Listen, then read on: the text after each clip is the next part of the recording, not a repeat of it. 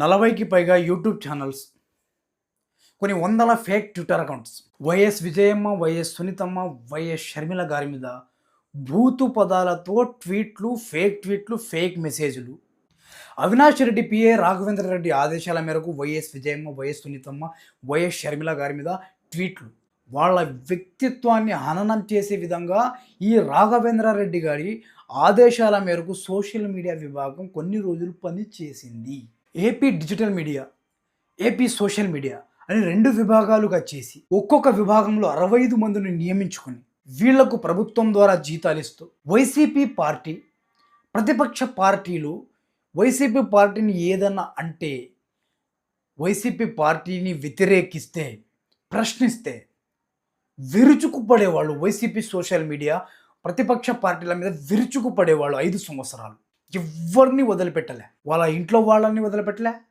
చంద్రబాబు నాయుడు గారిని, పవన్ కళ్యాణ్ గారిని, లోకేష్ గారిని, పట్టాభి గారిని, ఇలా ఎంతోమందిని ఎవరిని వదిలిపెట్టలే.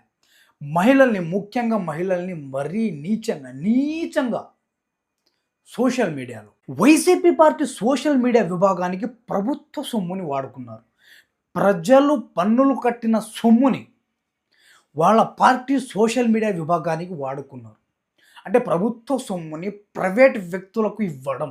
ఇదంతా ఒకలా ఉంటే ఎప్పుడైతే సజ్జల భార్గవ్ రెడ్డికి సోషల్ మీడియా హెడ్గా నియమించారో సోషల్ మీడియా విభాగం ఇంకా తీవ్ర స్థాయికి చేరింది. భయంకరంగా ఇంకా మహిళలు లేదు, చిన్నపిల్లలు లేదు, కూతుర్లు లేదు. వాడు ఎవడైనా సరే వాడు వైసీపీ పార్టీని తిట్టాడా రాసుకోండి, ఇంకొన్ని వందల ఫేక్ అకౌంట్స్ వాడి మీద పడిపోతాయి. వైసీపీ పార్టీని ఎవడైనా ప్రశ్నిస్తే వాడిని మానసికంగా చంపేస్తారు. సోషల్ మీడియాలో ఎవరైనా సరే వైసీపీ పార్టీని ప్రశ్నిస్తే వాడి వ్యక్తిత్వ హననం చేసి, ఫోటోలు మార్ఫింగ్ చేసి, ఫేక్ డీపులు చేసి, న్యూడ్ ఫోటోలు వేసి ఇష్టానుసారంగా గలీజ్ ట్వీట్లు చేసేవాడు. అమెరికాలో ఉండేవాడు తిట్టేవాడు, చెన్నైలో ఉండే ఆమె తిట్టేది. సినిమా డైరెక్టర్లతో, ప్రతిపక్ష నాయకుల మీద సినిమాలు తీయించేవాళ్ళు అంటే లెక్కేసుకోండి మీరు. సినిమా డైరెక్టర్లతో ప్రతిపక్ష నాయకుల మీద వాళ్ళ వ్యక్తిగత ప్రతిష్టకు భంగం కలిగించేలా చెత్త సినిమాలు తీయడం. అమ్మ రాజ్యంలో, కడప రెడ్లు, వ్యూహం, ఇలాంటి చెత్త సినిమాలు తీసి ప్రతిపక్షాలను మానసికంగా దెబ్బతీయడం, కోలుకోకుండా చేయడం. ఇక ప్రతిపక్షాలు కోలుకోకూడదు అలాంటి సినిమాలు చేయడం ప్రతిపక్షాల మీద. సోషల్ మీడియాలో డబ్బులిచ్చి ఆర్గనైజ్డ్ క్రైమ్ చేయడం చరిత్రలో ఇదే మొదటిసారి.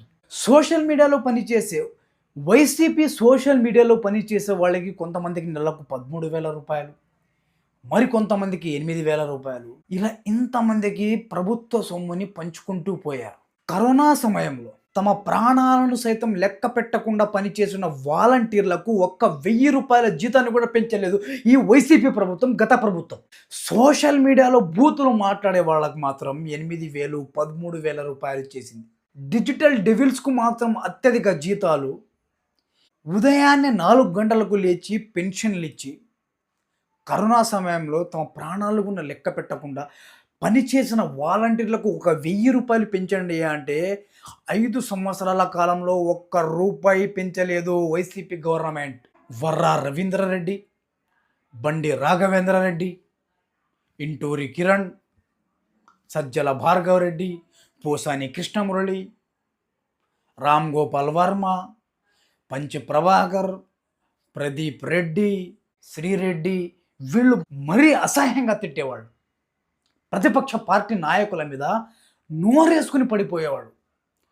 టీవీ డిబేట్లలో, యూట్యూబ్లలో భయంకరంగా బూతులు మాట్లాడేవారు ప్రతిపక్ష పార్టీల మీద. ఇలాంటి దరిద్రమైన భాషను ఉపయోగించి మాట్లాడినందుకు కూటమి ప్రభుత్వం రాగానే అరెస్టులు చేస్తూ ఉంటే మాత్రం వీళ్ళు మాకు భావ ప్రకటన స్వేచ్ఛ ఉంది అంటున్నారు. ఎదుటివాడి గౌరవానికి భంగం కలిగించేలా మాట్లాడే వాళ్ళు భావ ప్రకటన స్వేచ్ఛ అంటే ఎలా? ఎదుటివాడి కుటుంబం గురించి నీచంగా మాట్లాడే మీరు భావ ప్రకటన స్వేచ్ఛ అంటే ఎలా? అరెస్ట్ చేయకూడదంటే ఎలా? నీచంగా, దరిద్రంగా బూతులు మాట్లాడిన మీకు అరెస్టులు తప్పవు. కూటమి ప్రభుత్వం ఎవరిని వదిలిపెట్టదు. ఎవ్వడికైనా సోషల్ మీడియా అనేది ఒక లిమిట్ ఉంటుంది. ఆ లిమిట్‌లోనే మనం నడుచుకోవాలి.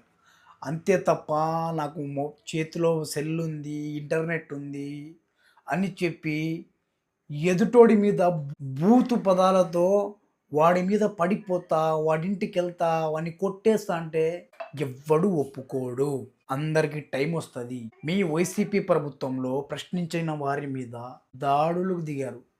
మంగళగిరిలో టీడీపీ పార్టీ ఆఫీస్ మీద దాడికి పోయారు మీరు వైసీపీ వాళ్ళు.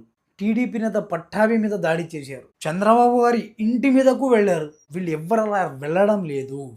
వాళ్ళు తీసుకెళ్తారు, జైల్లో పెడతారు. మీరు కోర్టులో మాట్లాడుకోండి, బెయిల్ తెచ్చుకోండి, బయటకు రండి. ఏది ఏమైనా సోషల్ మీడియాని మంచిగా ఉపయోగించుకోండి. అంతే తప్ప ఎదుటోళ్ళ ప్రైవసీకి భంగం కలిగించేలా కాదు. ఉంటా. జై హింద్.